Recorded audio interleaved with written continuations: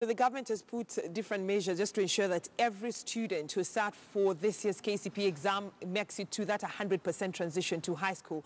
But do you think the digitization of Form 1 selection process will curb fraud in Form 1 admissions? Do you think the digitization of the Form 1 selection process will curb fraud in Form 1 selection? That is a conversation that we are having with you on our Twitter handle this morning at KTN Kenya, at Zeda Brenda, or even, begin with the hashtag KTN News. So much of your feedback, I'll be sampling them later on.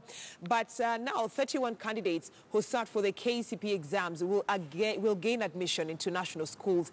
The Form 1 selection for nationals was conducted Monday, with the government projecting a 98.4% transition into secondary schools for the over 1 million candidates who sat the exams. Now, the government has set aside about 16 billion shillings for infrastructure development to cater for the increasing numbers.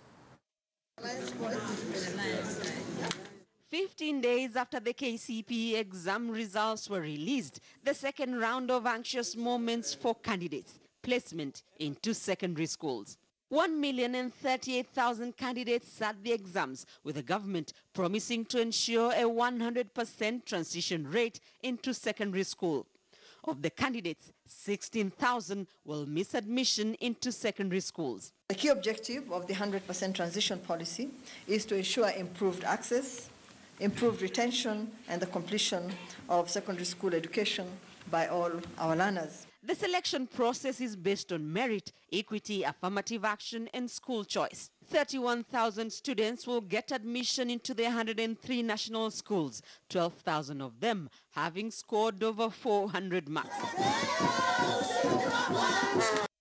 The country's top candidate, Olive Mwea Wachira, who scored 453 marks, has been admitted to Kenya High. The other top candidate, Rollins Odhiambo, will be joining Alliance High School. The top female candidate with special needs, Charlotte Gerono, has secured a slot at Alliance Girls. The top male candidate with special needs, Bilda Donon, will join the Alliance High School. The 2019 admissions will come with new policy guidelines. School heads will be required to digitally inform the ministry headquarters, who has reported on a daily basis.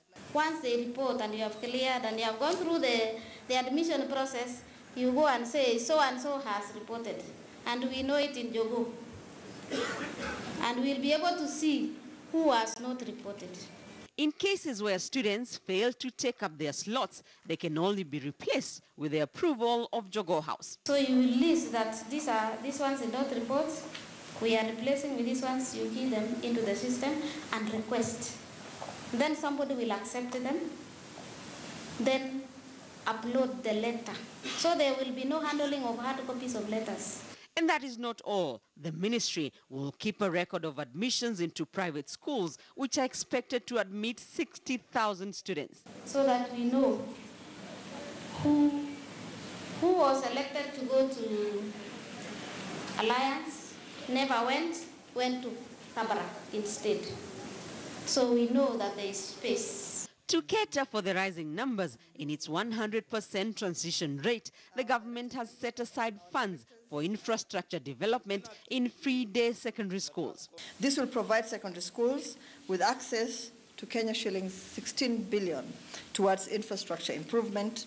Selection of schools at the regional level will begin in 2 days. Form 1 students are expected to report to school between the 7th and 11th of January 2019. With a 98.4% transition rate, the government has achieved another first. The new policy guidelines will change how things work when it comes to admissions. Public school heads will no longer have any leeway, and for private schools, Jogo House will also be watching. Rita Tinina, KTN News. Now, 100% transition to high school. This is amid the tough rules that have been put in place by the government to ensure successful transition. Now, let's talk to the CEO of the Kenya Private Schools Association, that is Peter Ndoro, who's now joining us from our Eldoret studio. And Mr. Ndoro, thank you so much for talking to us here on KTN News Center. Let me begin first by asking you, what is your take on the tough rules that have been put in place by the Ministry of Education? First of all, thank you for having me in studio. I want to appreciate the Ministry of Education because of living up to its promise. In 2018 selection, the Ministry of Education gave a promise that never again are we going to be handling hard copies of admission letters, but we're going to digitize the process so that we avoid the fraud that has been going on for very many years and disadvantaging children who may not be able to access those hard copies. So I think this is a transformative agenda, and I'm happy that the Cabinet Secretary has lived up to that promise that was started in January this year. About ensuring that students don't get hard copy, they get the digital copy of the admission letter to ensure that smooth transition. But do you think the selection process was based on the ratio of candidates in public and private schools? Because for so many years there's been a lot of concern from the private schools in terms of their candidates being taken to some of these public national schools. Earlier on, we had issues in terms of admission of children from private schools into national schools. And we are happy that in 2017 and in 2018, the government sat down with the private schools and other education stakeholders and agreed on a criteria that was acceptable to all the stakeholders. This year, admission for 2019 took into consideration the proposals and that had been agreed upon in 2018, where admission to national schools was based on merit, choice of schools, equity, and affirmative action, which for us as private schools, we are in full support. So far, we have not heard of any complaint of any issues where there has been discrimination of children from private schools in joining national schools. The criteria that was agreed upon was implemented in as far as the national schools is concerned and in as far as the statistic that we have at the moment is concerned.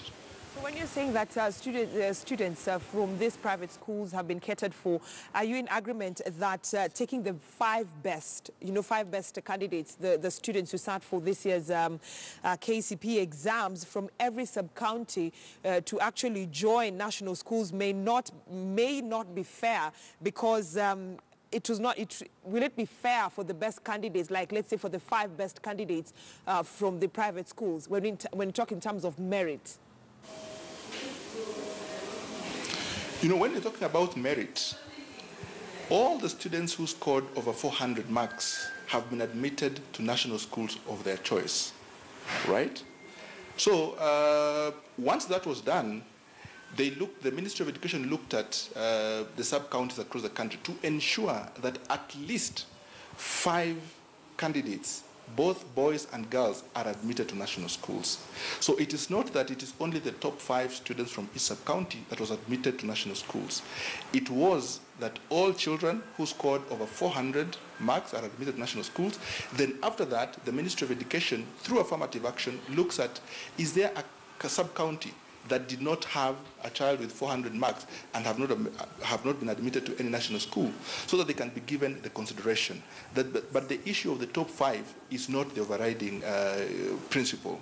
The overriding principle is merit, that is the over 400. Then after that, you check if there is any sub-county that does not have any candidate in national school. That's why the ministry takes 5, both boys and girls. So let's look at the 60,000 slots that Education Cabinet Secretary, that is Ambassador Amina Mohammed, was talking about in terms of admitting these 60,000 students to private schools as government-sponsored students. So are private schools ready to accommodate these students, owing to the fact that the government has had its own share of challenges when it comes to funding public schools?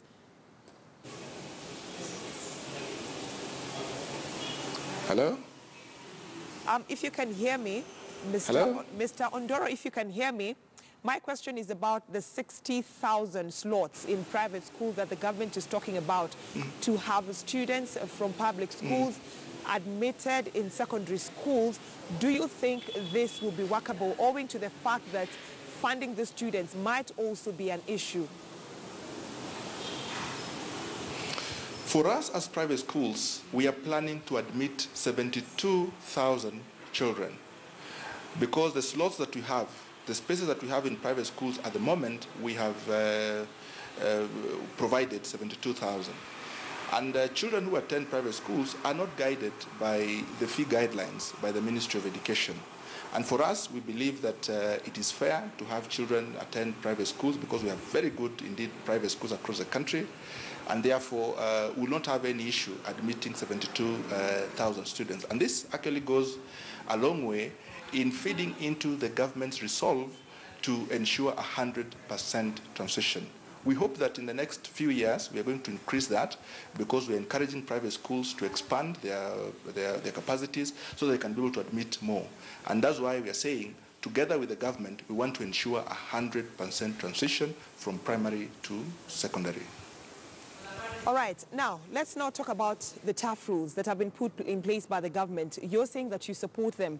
Let's look at this rule. One of the rules, it is that principals now will be required to actually key in the details of this Form 1 students who will be joining school in January in terms of, so that to us to help the Ministry of Education know whether the students have not reported, whether the students have reported, and in case a student has not reported, the Ministry of Education is the one that has the authorization on when it comes to who will be given this lot. How workable is that?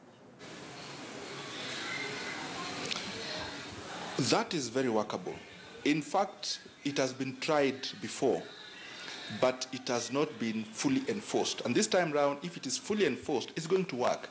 Because what the ministry is saying is that if a child has been admitted to join a particular school, let that child join that particular school. In the event that that child does not go to that particular school, let the school report to the Ministry of Education that I've not been able to admit child X who was admitted in school Y. And therefore the Ministry of Education will do the replacement and look at how best to go about it. So it is very workable, and this is a process that is going to be very fair to all children across the country, because initially there was a lot of complaint where letters used to get lost. Yeah? And this time around, if it is digital, chances of letters getting lost are very minimal.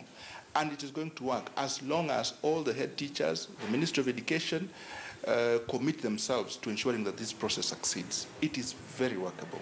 And we support the Ministry of Education in this digitization process because it's going to transform the country and also going to increase a lot of integrity in the manner in which the selection and admission of children in schools is concerned. All right, we'll see how that plays out at the end of this election process that officially kicked off yesterday. Thank you so much, Mr. Peyton Doro, the CEO of the Kenya Private Schools Association, talking to us from our Eldoret studio.